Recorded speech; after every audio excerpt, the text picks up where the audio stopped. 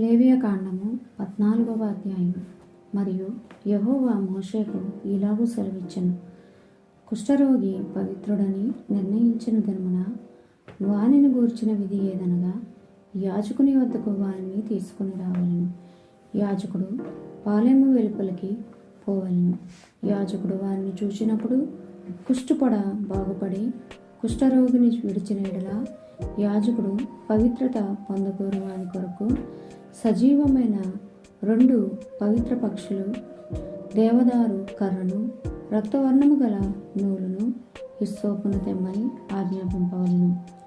అప్పుడు యాజకుడు పారు నీటిపైని మంటి పాత్రలో ఆ పక్షులలో ఒకదానిని చంపనాజ్ఞాపించి సజీవమైన పక్షిని, ఆ దేవదారు కర్రను, రక్తవర్ణము గల నూలును, హిస్సోపును తీసుకొని పారు నీటిపైని చంపిన పక్షి రక్తంలో వాటిని సజీవమైన పక్షిని ముంచి కుష్టు విషయంలో పవిత్రత పొందగోరు వాని మీద 7 మారులు ప్రోక్షించి వాడు పవిత్రుడని నిర్ణయించి సజీవమైన పక్షి ఎగిరిపోవునట్లు దానిని వదిలివేయవలెను.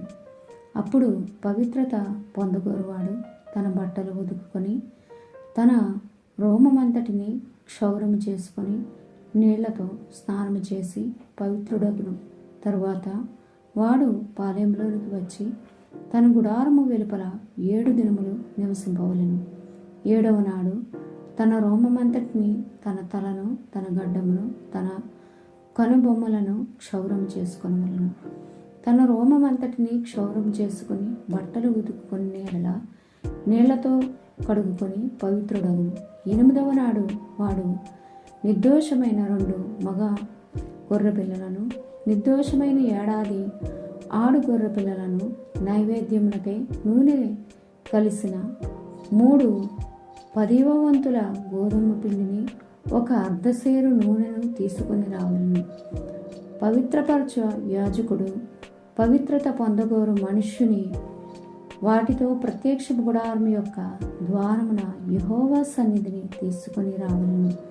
అప్పుడు యాజకుడు 1 మగ గొర్రె పిల్లను, అర్ధసేరు నూనెను తీసుకొని అపరాధ పరిహారార్థ బలిగా వాటిని దగ్గరకు తెచ్చి అల్లాడింపబడు అర్పణముగా యెహోవా సన్నిధిని వాటిని అల్లాడింపవలను. అతడు పాప పరిహారార్థ బలి పశువును, దహన బలి పశువును వధించు పరిశుద్ధ స్థలములో ఆ గొర్రె పిల్లను వధింపవలను. పాప పరిహారార్థమైన దాని వలె అపరాధ పరిహారార్థమైనదియు యాజకుని దగును, అది అతి పరిశుద్ధము. అప్పుడు యాజకుడు అపరాధ పరిహారార్థమైన దాని రక్తములో కొంచెము తీసి పవిత్రత పొందగోరు వాని కుడి చెవి కొన మీదను, వాని కుడి చేతి బొటన వేలి మీదను, వాని కుడికాలి బొటన వ్రేలి మీదను దాన్ని చెమరవలెను. మరియు యాజకుడు అర్ధసేరు నూనెలో కొంచెము తీసి తన ఎడమ అరచేతిలో పోసుకొనవలెను. అప్పుడు యాజకుడు తన ఎడమ అరచేతిలో నున్న నూనెలో తన కుడి చేతి వేలు ముంచి యెహోవా సన్నిధిని 7 మార్లు తన వ్రేలితో ఆ నూనెలో కొంచెము ప్రోక్షింపవలెను. యాజకుడు తన అరచేతిలోనున్న కుదుమ నూనెలో కొంచెము తీసుకొని పవిత్రత పొందగోను వాని కుడి చెవి కొన మీదను, వాని కుడి చేతి బొటన వేలి మీదను, వాని కుడికాలి బొటన వేలి మీదను ఉన్న అపరాధ పరిహారార్థ బలి పశువు యొక్క రక్తము మీద చెమరవలెను. అప్పుడు యాజకుడు తన అరచేతిలో ఉన్న కొదుమ నూనెను పవిత్రత పొందగోను వాని తల మీద చెమరవలెను. అట్లు యాజకుడు యెహోవా సన్నిధి వాని నిమిత్తము ప్రాయశ్చిత్తము చేయవలను. అప్పుడు యాజకుడు పాప పరిహారార్థ బలి అర్పించి అపవిత్రత పోగొట్టుకుని పవిత్రత పొందగోను వాని నిమిత్తము ప్రాయశ్చిత్తము చేసిన తరువాత వాడు దహన బలి పశువును వధింపవలను. యాజకుడు దహన బలి ద్రవ్యమును, నైవేద్యమును బలిపీఠము మీద అర్పింపవలను. అట్లు యాజకుడు వాని నిమిత్తము ప్రాయశ్చిత్తము చేయగా వాడు పవిత్రుడగును. వాడు బీదవాడైన పై చెప్పినదంతయు తేజాలని ఎడల తన నిమిత్తము ప్రాయశ్చిత్తము కలుగుటకే వాడు అల్లాడించుటకు అపరాధ పరిహారార్థ బలిగా ఒక గొర్రె పిల్లను, నైవేద్యముగా తూములో 10వ వంతు నూనెతో కలిసిన గోధుమ పిండిని, ఒక అర్ధసేరు నూనెను, వారికి దొరకగల 2 తెల్ల గువ్వలనే గాని 2 పావురపు పిల్లలనే గాని, అనగా పాప పరిహారార్థ బలిగా ఒకదానిని, దహన బలిగా ఒకదానిని తీసుకుని రావలను. వాడు పవిత్రత పొంది 8వ నాడు యెహోవా సన్నిధికి ప్రత్యక్ష గుడారము యొక్క ద్వారమునకు యాజకుని యొద్దకు వాటిని తీసుకుని రావలను. యాజకుడు అపరాధ పరిహారార్థ బలియగు గొర్రె పిల్లను, అర్ధసేరు నూనెను తీసుకుని అల్లాడించు అర్పణముగా యెహోవా సన్నిధిని వాటిని అల్లాడింపవలను. అప్పుడు అతడు అపరాధ పరిహారార్థ బలియగు గొర్రె పిల్లను వధింపవలను. యాజకుడు ఆ అపరాధ పరిహారార్థ బలి పశువు యొక్క రక్తములో కొంచెము తీసుకుని పవిత్రత పొందగోరు వాని కుడి చెవి కొన మీదను, వాని కుడి చేతి బొటన వేలు మీదను, వాని కుడికాలి బొటన వేలు మీదను దానిని చమరవలెను. మరియు యాజకుడు ఆ నూనెలో కొంచెము తన ఎడమ అరచేతిలో పోసి, తన ఎడమ చేతిలోనున్న ఆ నూనెలో కొంచెము తన కుడి వ్రేలితో యెహోవా సన్నిధిని 7 మారులు ప్రోక్షింపవలను. మరియు యాజకుడు తన అరచేతిలోనున్న నూనెలో కొంచెము పవిత్రత పొందగోరు వాని కుడి చెవి కొన మీదను, వాని కుడి చేతి బటన వేలు మీదను, వాని కుడికాలి బటన వేలు మీదను ఆ అపరాధ పరిహారార్థ బలి పశువు యొక్క రక్తమున్న చోటను వేయవలను.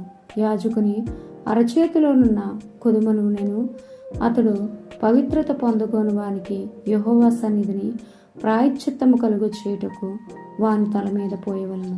అప్పుడు వానికి దొరకగల ఆ తెల్ల గువ్వలలోనే గాని పావురపు పిల్లల్లోనే గాని ఒక దాన్ని అర్పింపవలను. తన నైవేద్యమును గాక వాటిలో తనకు దొరకగల పాప పరిహారార్థ బలిగా ఒకదాన్ని, దహన బలిగా ఒకదాన్ని అర్పింపవలను. అట్లు యాజకుడు పవిత్రత పొందగోను వాని నిమిత్తము యెహోవా సన్నిధిని ప్రాయశ్చిత్తము చేయవలను. కుష్టుపొడగలిగిన వాడు పవిత్రత పొందదగిన వాటిని సంపాదింపలేని ఎడల వాని విషయమై విధి ఇదే.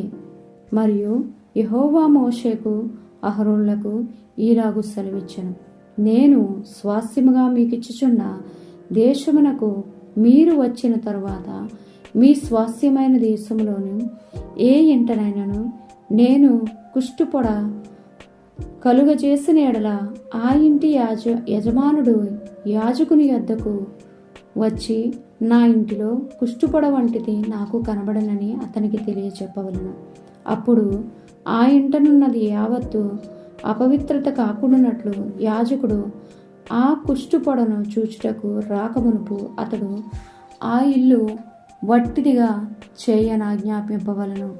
ఆ తరువాత యాజకుడు ఆ ఇల్లు చూచుటకై లోపలికి వెళ్ళవలెను.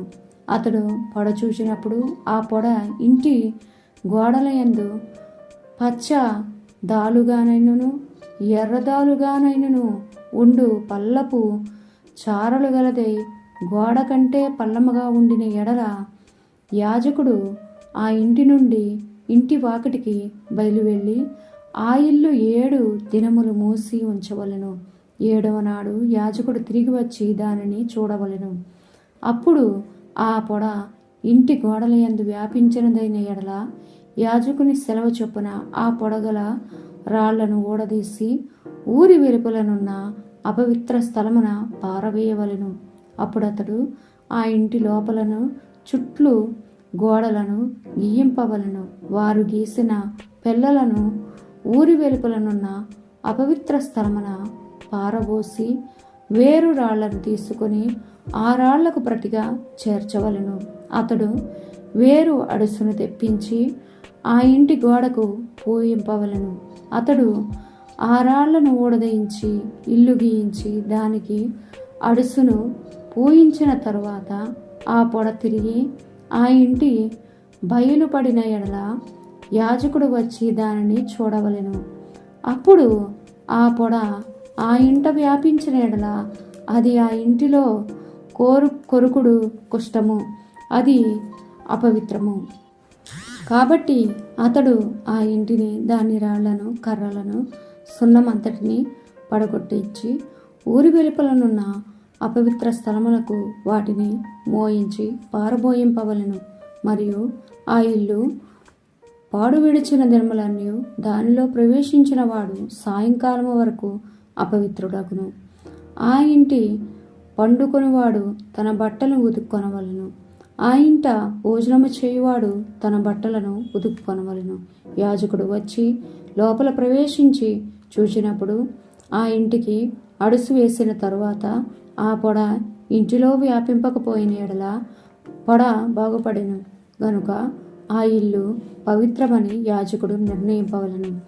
ఆ ఇంటి కొరకు పాప పరిహారార్థ బలి అర్పించుటకు అతడు 2 పక్షులను, దేవదారు కర్రను, రక్తవర్ణపు నూలును, ఇస్సోపును తీసుకొని పారు నీటిపైన మంటి పాత్రలో ఆ పక్షుల్లో ఒకదాన్ని వధించి ఆ దేవదారు కర్రను, ఇస్సోపును, రక్తవర్ణపు నూలును, సజీవమైన పక్షిని తీసుకొని వధించబడిన పక్షి రక్తములోను పారు నీటిలో వాటిని ముంచి ఆ ఇంటి మీద 7 మారులు ప్రోక్షింపవలను. అట్లు ఆ పక్షి రక్తముతోనూ ఆ పారు నీటితోనూ సజీవమైన పక్షితోనూ దేవదారు కర్రతోనూ ఇస్సోపుతోనూ రక్తవర్ణము నూలుతోనూ ఆ ఇంటి విషయములలో పాప పరిహారార్థ బలి అర్పింపవలను.